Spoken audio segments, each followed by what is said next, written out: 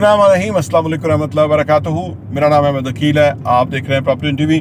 जब से ये डिजिटल दौर आया है, इंस्टेंट चीज़ें होना शुरू हो गई हैं।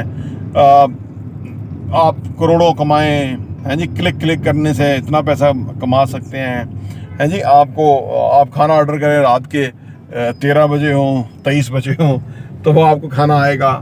यानी इससे क्या हुआ है कि इंसानी एक जो नफ्सियात है ना, उसके ऊपर इसके बड़े बुरे असरात मरतब हुए हैं। दरअसल किसी ने ये सारा कुछ प्रोग्राम किया, डिज़ाइन किया, वो इसलिए किया कि उसने इस पर बहुत कमाया। यानी अगर आप किसी भी पहर रात के खाना मंगवाएं और आपको आ जाए तो इसका मतलब है कि पीछे किसी ने बैठ के प्लान किया, इसको सोचा कि किस तरह होगा, ऑर्डर प्लेस किस तरह होगा, ऑर्डर डिलीवर कैसे होगा, यानी ये सारा कुछ सोचा तो ये आपको आ गया, ठीक है ना। लेकिन उसने तो बहुत पैसा कमाया इस सारी सोच विचार का। लेकिन हुआ ये कि इंसानी मिजाज के ऊपर जो है ना ये चीज़ें बड़ी बुरी असरअंदाज हुई। वो इस तरह से कि आज का इंसान बदकिस्मती से ये सोचना शुरू हो जाता है कि चीज़ें यूं होनी चाहिए, यूं।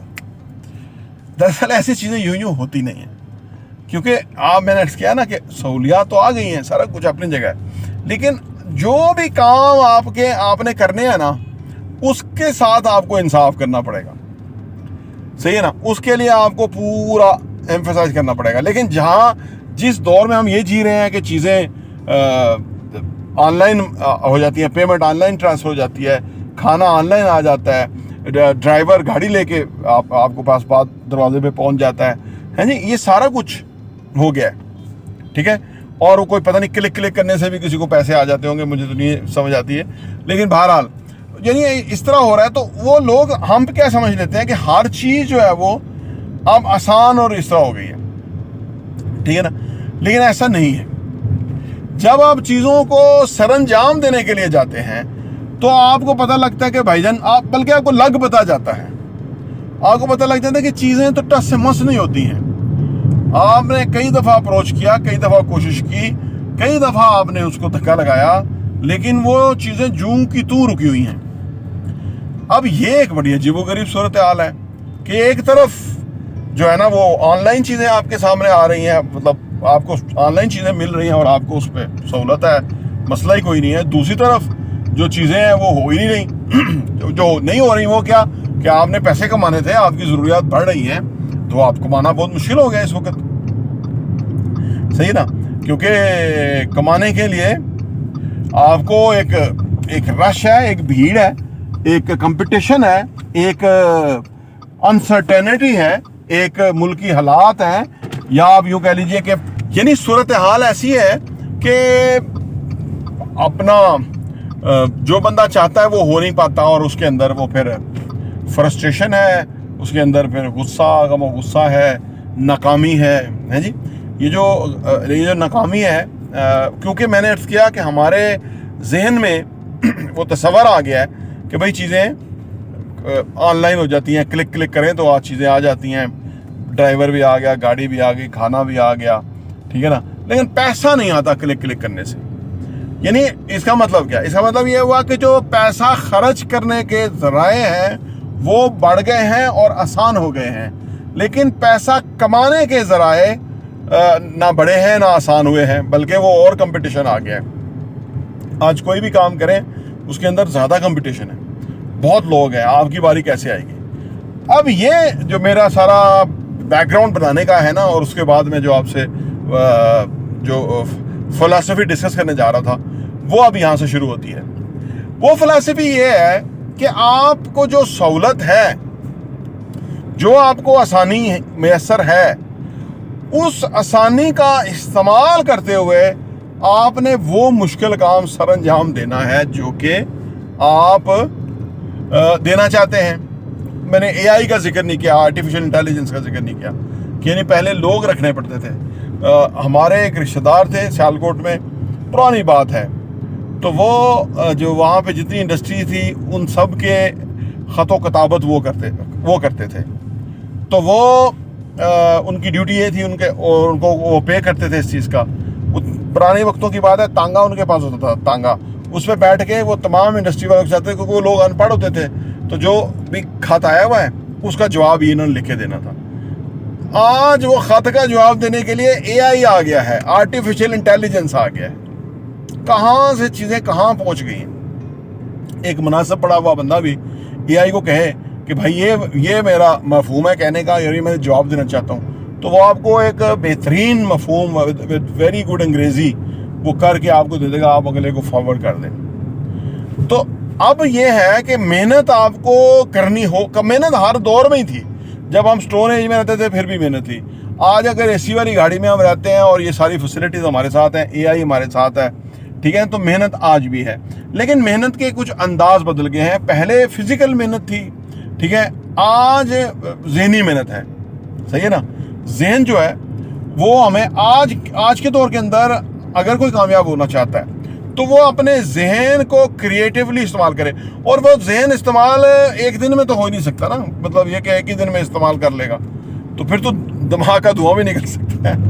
ایکچولی کرنا یہ ہے کہ روزانہ چیزوں کو ذہنی طور پہ کرنا ہے, سوچنا ہے کہ اپنا وائی کلیئر کرنا ہے, یہ کیسے ہوگا. تو وہ پھر آپ کا جو ہے نا تو وہ پتہ لگ جائے گا یہ ایسے ہوگا, یا یہ اس سے یہ ہو سکتا ہے, اس طرح سے یہ ہو سکتا ہے, یا یہ کرنے سے یہ مسئلے حل ہو سکتے ہیں, یا یہ مسئلہ اس طرح سے حل ہو سکتا ہے. تو یعنی محنت اتنی ہی درکار ہے. اب ہو یہ رہا ہے کہ لوگ نا زیادہ تر اور یہ نئی پود تو بہت ہی زیادہ نا, کیونکہ یہ نئی پود سمجھتی ہے کہ ابھی ہمیں آج اتنے ساری سہولت کے ہوتے ہوئے ہمیں کوئی پسینہ بہانے کی ضرورت نہیں ہے, ٹھیک ہے نا.